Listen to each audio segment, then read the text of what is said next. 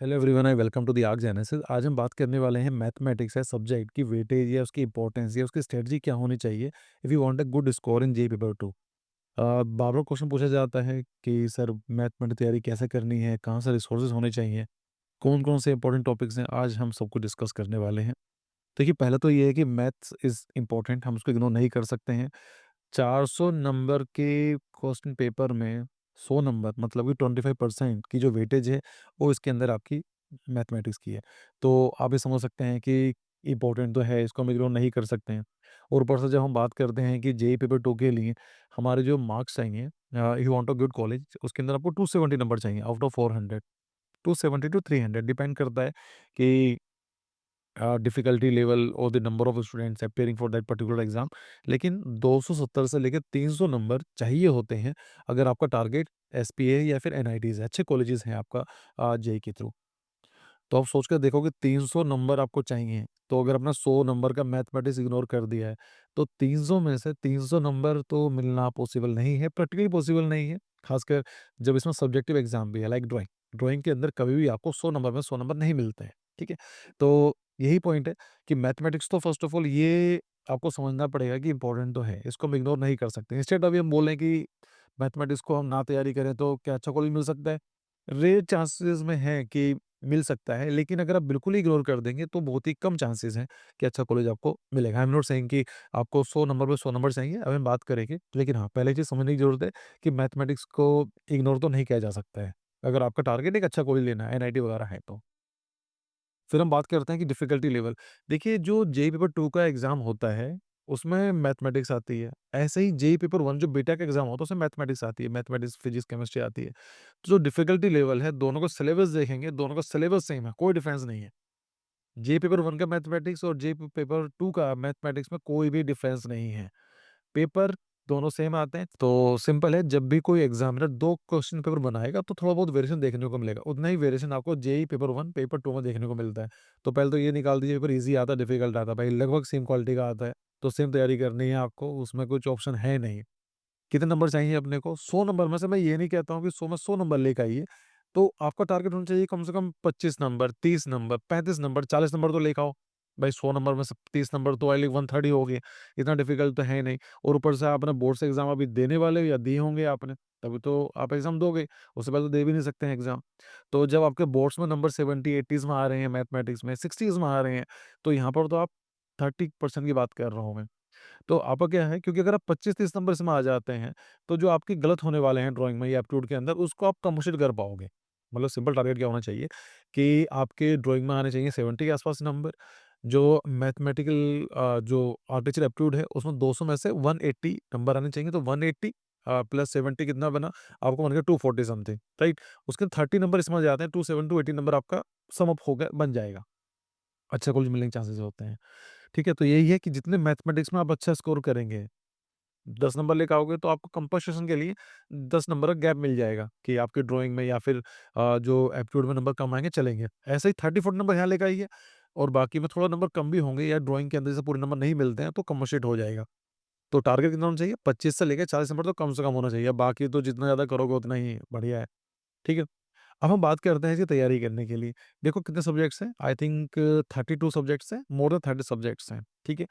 पूरे साल तैयारी करनी पड़ती है। अगर आप ये चीज़ नोटिस करेंगे कि जो मैथमेटिक्स है, सिलेबस सेम है, पैटर्न सेम है, एग्ज़ाम भी सेम ही है, एग्ज़ामिनेशन कंडक्टिंग अथॉरिटी भी सेम है। तो सोच के देख, जो भी आपके न फ्रेंड्स हैं, वो लोग अगर वो तैयारी कर रहे हैं पेपर 1 की, बीटेक की, तो उन्होंने कोर्स कब लगाए थे? या उन्होंने तैयारी कब स्टार्ट करा था? सीज़न के स्टार्टिंग में, लाइक पोस्ट की तैयारी कर रहे थे, या 11th में स्टार्ट कर रहे थे वे, या उससे पहले भी करी होगी, राइट? तो वो 2 साल तैयारी कर रहे हैं। अगर आप ये सोच रहे हैं कि वो बच्चा 2 साल तैयारी कर रहा है और मैं 1 महीने के अंदर कर सकता हूँ, तो देखो प्रैक्टिकली पॉसिबल तो है नहीं है, है ना? उस लेवल को बीट करना तो प्रैक्टिकली पॉसिबल नहीं है। मैथमेटिक्स को तैयारी करने के लिए पूरे साल की तैयारी चाहिए। 2 साल की तैयारी लगती है प्लस 1 प्लस 2 करने के लिए। तो आपने वैसे भी ट्यूशन लगाए हुए हैं, कोचिंग लगाई होगी, बस आपको थोड़ा डर लगता है इन चीज़ों के लिए। तो फर्स्ट ऑफ ऑल, अगर कोई बोले कि क्रैश कोर्स पॉसिबल है क्या आर्किटेक्चर के अंदर? मेरे हिसाब से तो क्रैश कोर्स पॉसिबल नहीं है। क्रैश कोर्स के अंदर हम लोग 30-45 क्लासेस समथिंग हम रखते हैं। अगर 30 टॉपिक्स को कवर कराने के लिए सोच कर देखो, अगर एक टॉपिक के लिए 2 क्लास भी रखी जाएँ, एक थ्योरी, एक एमसीक्यू क्लासेस भी रखी जाएँ, तो 60 क्लासेस बनेंगी, जो डेढ़ महीने के अंदर फिर वही करते रह जाएँगे हम लोग। ठीक है? तो क्रैश कोर्स में पॉसिबल नहीं है। हाँ, जो अगर बीटेक वाले बच्चे होते हैं, उनके पॉसिबल होता है क्योंकि उनकी तैयारी पूरे साल चल चुकी होती है, उनको रिवीज़न कराना होता है सिर्फ़, ठीक है? तो क्रैश कोर्स में मैथमेटिक्स, आर्किटेक्चर वाले इंक्लूड करें ना करें, मुझे तो कोई लॉजिक समझ में नहीं आता है। उसका कुछ फ़ायदा भी नहीं है। लेकिन इसका पॉज़िटिव पॉइंट क्या है? पॉज़िटिव पॉइंट ये है कि जितने भी बच्चे आर्किटेक्चर में आते हैं, ज़्यादातर students like 99 ignore this sound मैं क्या करूँ? 99.9% स्टूडेंट्स जो बच्चे आते हैं आर्किटेक्चर में, उनको मैथमेटिक्स में प्रॉब्लम होती है। जिनको प्रॉब्लम नहीं होती है, तो उनको एसपीए या फिर एनआईटी मिल जाता है ईज़िली। तो अच्छी बात ये है कि आपके जो कॉम्पिटिटर्स हैं ना, उन सबको मैथमेटिक्स में प्रॉब्लम है। तो आपको 100 में से उन कॉम्पिटिशन 100 में 100 को टारगेट नहीं करना है। आपको टारगेट कम करना है, क्योंकि बाकी लोग तो वो भी नहीं कर रहे हैं, राइट? सब बच्चों को प्रॉब्लम है, ज़्यादातर बच्चों को प्रॉब्लम है। लाइक मुझे इतना एक्सपीरियंस आप लोगों के साथ डील करते हुए, मुझे लगता है कि 100 में से 2 बच्चे ही ऐसे होते हैं जो मैथमेटिक्स में कंफर्टेबल होते हैं, कि हाँ सर, हम मैथमेटिक्स ठीक है, हमारे लिए कोई बड़ी चीज़ नहीं है, 50-60-70 मार्क्स कुछ का करना। तो यही है, बच्चे प्रॉब्लम फेस कर रहे हैं, आप कोई प्रॉब्लम फेस कर रहे हो, तो उसमें कुछ डरने वाली बात नहीं है। इवन अच्छा ही है कि आपके कॉम्पिटिटर्स हैं, वो इतने स्ट्रॉन्ग नहीं है चीज़ों के लिए। तो ये काम कर सकते हैं। अब इसमें करना क्या है? देखिए, जो इसकी स्ट्रैटेजी होनी चाहिए, वो यही है कि आपके टॉपिक्स जो हैं, 32 टॉपिक्स हैं, जैसे कैलकुलस हो गया, अलजेब्रा हो गया, ये आपका एक स्ट्रॉन्ग पॉइंट होगा कि कौन से टाइप के क्वेश्चंस आप कंफर्टेबल हैं। उन टॉपिक को पकड़ो, उन पर फोकस करो। या उन टॉपिक पे फोकस करो जहाँ पर मेजॉरिटी ऑफ द क्वेश्चंस पूछे जाते हैं। जैसे मैं आपको एक लिस्ट दे देता हूँ, अगर हम बात करें कि रिलेशंस फंक्शंस में अच्छे खासे क्वेश्चन पूछे जाते हैं, वेक्टर से अच्छे क्वेश्चंस आते हैं, कोनिक सेक्शन से, ट्रिग्नोमेट्री से, स्ट्रेट लाइन से, प्रोबेबिलिटी से, इंटीग्रेशन, डिफरेंशिएशन तो दोनों एक साथ ही जॉइन कर लेते हैं और कोऑर्डिनेटेड ज्योमेट्री से। ये सादा टॉपिक्स हैं जहाँ पर इंपॉर्टेंट क्वेश्चंस या majority of the questions will come from this section only. तो अगर आप मान लीजिए मैट्रिक्स कर रहे हो, तो वो लॉजिक नहीं है। क्वेश्चन एक आएगा, आ भी सकता है, अभी नहीं आ सकता। So it is better to find out some 5-6 different topics, उन पे फोकस करो।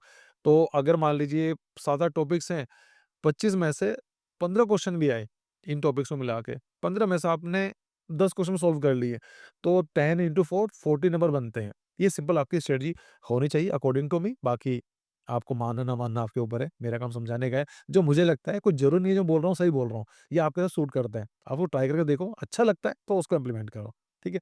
तो आपका टारगेट क्या होना चाहिए, जो आपका स्ट्रॉन्ग पॉइंट है, जो सेक्शन आपको कंफर्टेबल है, उसमें मेहनत करो, लेकिन जो स्ट्रॉन्ग सेक्शन है, वो क्वेश्चन आने भी चाहिए उस टॉपिक से। तो ये देख लीजिए, जो मैंने लिस्ट दी है, इन टॉपिक्स में से आपको कौन-सा पार्ट कंफर्टेबल लगता है, फोकस ऑन दैट पार्ट और आपको 25 में से सिर्फ 10 क्वेश्चन सॉल्व करने हैं, ऐसा मान के चलो, ठीक है? बाकी जो आप बोर्ड्स की तैयारी कर ही रहे हैं, तो आपको क्या ध्यान रखना है कि जब ये टॉपिक्स आएँ मैथमेटिक्स में, तो आपको स्पेशल अटेंशन देनी है कि भई ये टॉपिक्स मुझे एज़ अ कॉम्पिटिशन तैयारी करनी है, एज़ अ बोर्ड्स की तैयारी करनी है। और एमसीक्यू से फोकस करो, जितने आप प्रैक्टिस करोगे, practice makes a man perfect. तो एमसीक्यूज़ पे ध्यान दो, क्योंकि क्वेश्चन आएँगे और आपको क्वेश्चन कहाँ से स्टार्ट करने हैं। First of all download the PYQs. PYQs मतलब पुराने पेपर जो आए हुए हैं पिछले 5-7 साल के, उनको डाउनलोड कर लीजिए। उनमें देखो कि कौन से क्वेश्चन आपको आते हैं या कितने आपसे प्रॉब्लम सॉल्व कर पा रहे हो। क्वेश्चन कहाँ से मिलेंगे? वेबसाइट में मिल जाएँगे, नहीं तो आप डाउनलोड कर लीजिए आर्कजेनेसिस ऐप, वहाँ पर आपको पीवाईक्यूज़ का एक सेक्शन मिलेगा, फ्री में अवेलेबल है, उनको डाउनलोड कर लेना, वो चीज़ जाएगी। बाकी हम बात करें रिसोर्सेज़ की, तो बेस्ट रिसोर्सेज़ क्या हैं? एनसीईआरटीज़ हैं, क्योंकि अगर आपको एनसीईआरटीज़ जो फंडामेंटल क्लैरिटी देंगे, कोई बुक नहीं दे सकती है। तो अगर आपको एनसीईआरटीज़ आती हैं, उसके बाद आप एक गाइड बुक की तरफ जाइए। अच्छा, गाइड बुक आप कोई सी भी ले लीजिए, इसमें कुछ ऐसा नहीं है, क्योंकि जो भी ऑथर बनाते हैं, वो समझदार होते हैं, वो ठीक-ठाक बना रहे हैं। उसकी जानकारी आपको कहाँ से मिलेगी? आप अपने टीचर के पास जाइए, जो बोर्ड्स की तैयारी कर रहे हैं, किसी कोचिंग वाले से बात कर लीजिए, आपके फ्रेंड से बात कर लीजिए, तो ये ट्राई कर सकते हैं।